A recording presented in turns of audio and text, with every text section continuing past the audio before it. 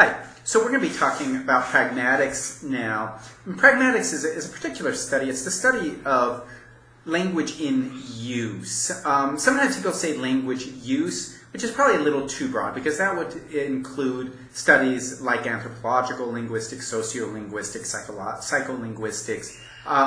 So I think it's going to help us if we focus on this idea that is looking at how we use the tools of language and our knowledge of the context to come up with the communicated meaning. And so, with that in mind, pragmatics, it depends on the context. Right? We hear that all the time. People say that, oh, it depends on the context. Well, of course it does, right?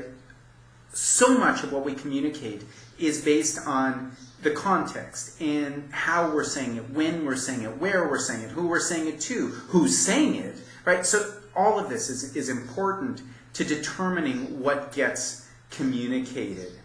And I'm just going to use a quick illustration to kind of demonstrate this, because the thing is that shit depends on the context. How we understand shit depends on the context in which it's used.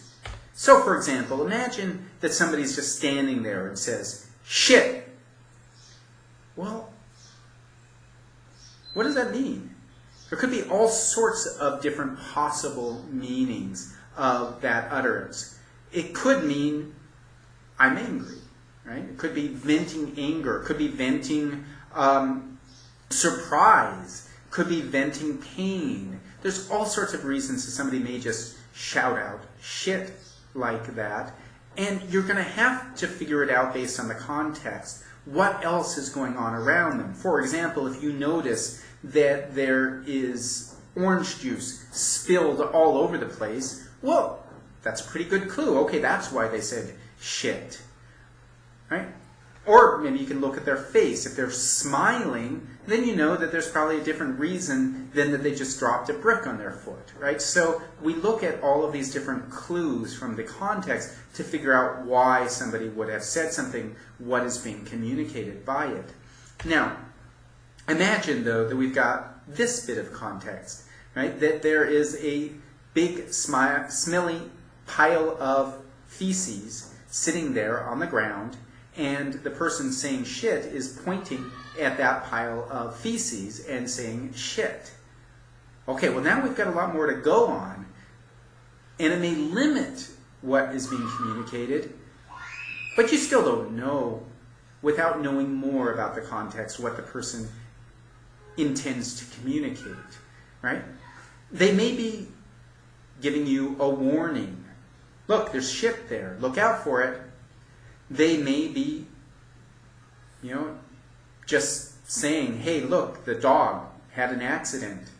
They may be saying, hey, look, the dog had an accident. Why don't you clean it up? Could be, a reprimand. Like I could imagine a scenario where my dad, when I was a kid, had said, hey, Randy, go clean up the dog crap in the backyard. And I go out there and I'm cleaning it up, and I think I'm done, and I start to finish up, and I'm walking back inside, and my dad comes out to inspect the yard, and he finds a pile there, and my dad is a very terse man who doesn't use a lot of words, and I can imagine just pointing at it saying, shit. And in that case, I would have understood that that was a reprimand saying, hey, Randy, you did a lousy job of cleaning it up, right? So it could be a reprimand. And I think we could even go more fanciful than that. Imagine that you have a foreigner and you're trying to teach them words, and so you're walking around pointing at things and going, tree, bird, dog, shit, right? There you've communicated something else. You've communicated the name of it. You've communicated something that we could say was meta-linguistic. Right? That this is what you call that smelly pile right there.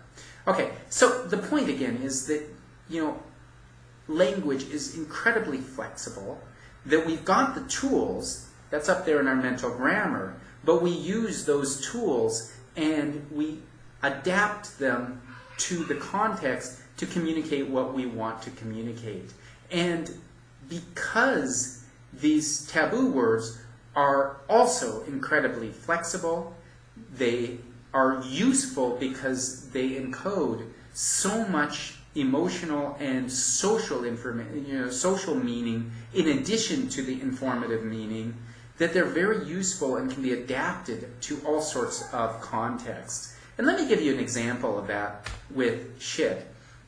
This is taken from an actual conversation that I witnessed, and I probably talked about this one before. I just think it's a beautiful example. I was walking through the Student Union building on the University of Utah campus, and I passed this group of about 3 young men. They were probably about 20 years old each.